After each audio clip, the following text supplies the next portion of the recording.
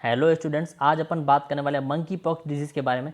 जैसा कि आप सभी को पता है कि डब्ल्यूएचओ ने इसे महामारी घोषित कर दिया है। तो क्या कारण है ऐसे कि इसको महामारी घोषित करना पड़ा? ये आज की डिजीज़ नहीं है, इसको 1958 में ही पता कर लिया था इस डिजीज़ के बारे में। जैसे कि आपको नाम से पता चल रहा होगा, ये मंकी पॉक्स, तो ये मंकी से आई है। तो जानवरों से इंसानों में आई, तो इसको जूनोटिक डिजीज़ बोलते हैं, जो इन जानवरों से इंसानों में आती है।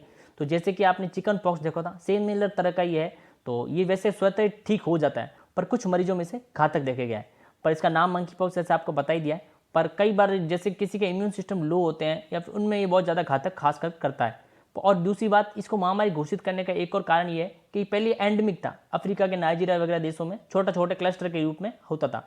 पर अभी खासकर अभी प्रेजेंट 2022 में कुछ ऐसे देशों में भी इसके केसेस हैं जहाँ पर होने की कोई आशंका नहीं थी, जैसे भारत। अगर आप ऑनलाइन सर्च करोगे तो आपके सामने लिस्ट आ जाएगी जहाँ पे ये मंकी पॉक्स आज के टाइम में फैला हुआ है। तो ये बहुत ही चिंता का विषय है, इसलिए इसके डब्ल्यूएचओ ने महामारी घोषित कर दिया है कि हो ना हो अचानक आउटब्रेक हो, कोरोना की तरह ही पूरी दुनिया में फैल जाए। तो इसलिए इसे डब्ल्यूएचओ ने महामारी घोषित किया, क्योंकि ये पहले ऐसा नहीं था। जैसे जैसे कोविड के आपने देखे होंगे वेरिएंट आते थे, जैसे उसी तरह इसका भी जो वायरस है वो वेरिएंट हो रहा है, वेरिएंट यानी चेंज हो रहा है। तो उसी कारण ये अभी एंडेमिक की वजह से पेंडेमिक बन रहा है। तो उस कारण की वजह से इस डब्ल्यूएचओ ने इसे महामारी घोषित किया। तो अभी अपन जान लेंगे साइन सिम्टम्स वगैरह इसके क्या है।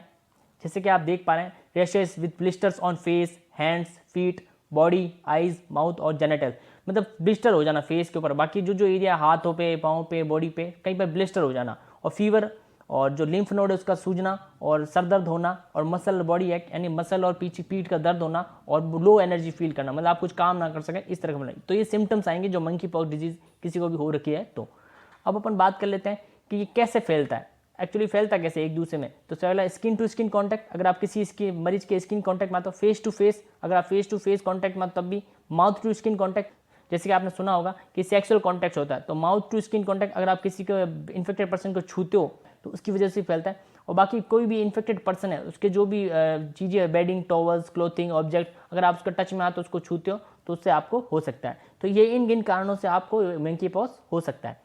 अब अपन बात कर लेते हैं कि इसको रोका कैसे जाएगा, खुद को कैसे बचाए इसे। तो सबसे पहले आपको अवॉइड करना है skin to skin, face to face और माउथ टू स्किन और सेक्सुअल कॉन्टैक्ट को भी अवॉइड करना है, जिसको अगर आपको लगता है रिस्क है, जिसको मंकी पॉक्स होने के चांसेस है।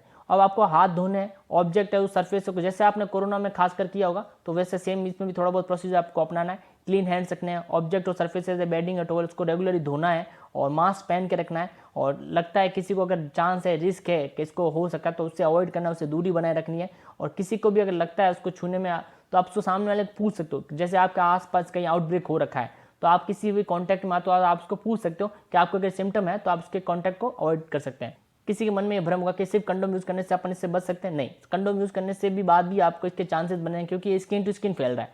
तो कंडोम अगर पहनोगे तो आप सिर्फ सेक्सुअली ट्रांसमिट डिजीज उससे बच पाओगे, तो इस डिजीज से तो नहीं बच पाओगे। तो सेक्सुअली कॉन्टैक्ट पे सिर्फ डिपेंड नहीं है, ठीक है। अब नेक्स्ट बात कर लेते हैं, अगर आपको मंकी पॉक्स हो जाए तो आपको क्या करना है। तो सबसे पहले आपको हेल्थ वर्कर से एडवाइस लेनी है और खुद को आइसोलेट करना है अपने घर के अंदर। और दूसरों को भी आपके से कांटेक्ट में आने से अवॉइड करना है। अगर कोई कैसे या घर पे फैमिली मेंबर है तो उनको अवॉइड करना है कि आप उनका आपके कांटेक्ट में ना आए। आपको मास्क पहन के रखना है, और कोई भी ऐसी चीज़ जिससे आपको छूने से अदर भी उसको छुएंगे तो उसको अवॉइड करना है, या फिर क्लोज कॉन्टैक्ट को अवॉइड करना है, ठीक है।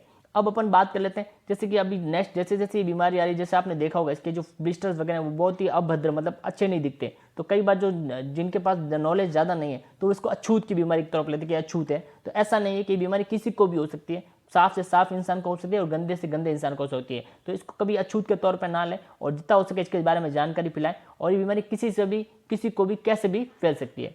तो आशा करता हूँ वीडियो अच्छी लगी होगी तो लाइक करें, शेयर करें, सब्सक्राइब जरूर करें। धन्यवाद।